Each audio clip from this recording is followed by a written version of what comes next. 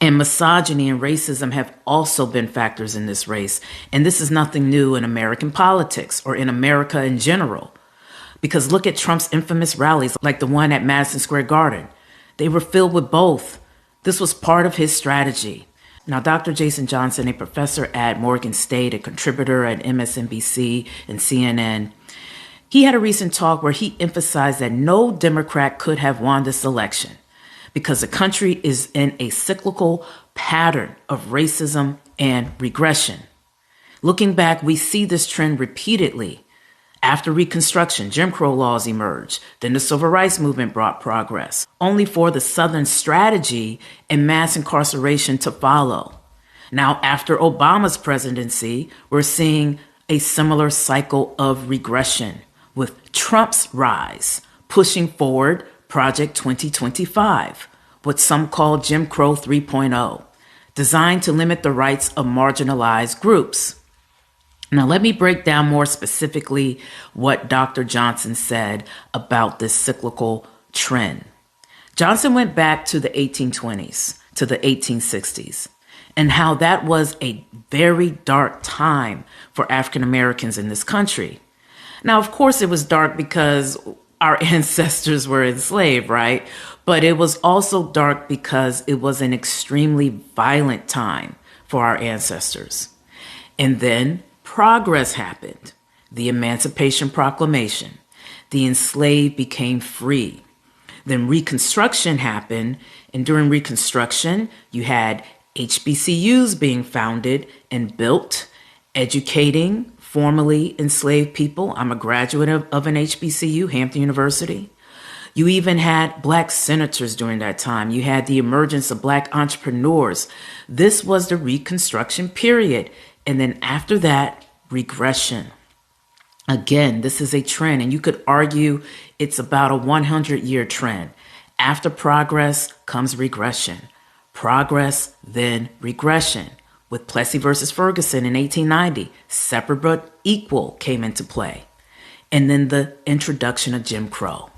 Then we had a dark period in the 1920s. You had the re-emergence of the Triple Ks. The dudes with the hoods, propaganda films like Birth of a Nation being made, encouraging this racist thinking and mindset, similar to the disinformation of today. And more violence towards African Americans. This again was a counter or a fight against the progress that Black Americans were making. You had during this era the burning down of Black Wall Street in Tulsa. You had Rosewood. You had lynchings. You had all kinds of madness happening. Emmett Till. But out of the darkness came some light. That rough era gave birth to great leaders like Martin Luther King Jr., Malcolm X, Dorothy Height, John Lewis, Thurgood Marshall, who argued before the Supreme Court Brown versus Board of Education, which overturned Plessy versus Ferguson. But even outside the civil rights movement, you can argue it gave birth to great businessmen like at Motown with Berry Gordy, who saw a way to get out of the terror that African Americans were experiencing during that time. So they created music that gave people joy. So from the 1920s all the way through the 1960s, again, a 40-year period, this appears to be the cycle. This is just what happens. And then finally we got our Civil Rights and Voting Rights Bill, and progress happened again.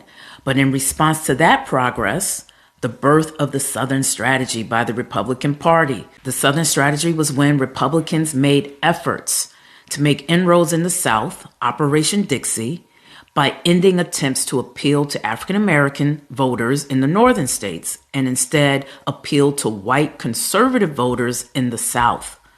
This brought out the Nixon and Reagan era, which gave birth to mass incarceration that created Black and brown men to go to jail. And many call this the new Jim Crow 2.0. So that's progress and regression. But again, during this era, there was some light. There was some Black progress, the emergence of more Black political leaders, entertainers, and Black professionals. I mean, I personally know of people who were extremely successful from the 1960s all the way to the 2000s. And then came the Obama era. Major progress in America. We all remember that. A black man representing hope for us all by becoming president. But even with that, the trend continues. Progress, then regression. Supremacy responds and has a fear of the browning of America. This fear is consistent, so after Obama, Trump rises. 100 years after the very dark 1920s, we are now in the 2020s. And Trump keeps rising, and he is even heavier on that Southern strategy. Because we have Project 2025, Jim Crow 3.0 is being introduced to keep black folks down, but not only black folks down, the LGBTQ plus community will be down, women will be down, even those who voted for him, they will be down, Hispanic immigrants will be down, pretty much anyone who is not a rich white male may be impacted. The Southern strategy is on 10 right now.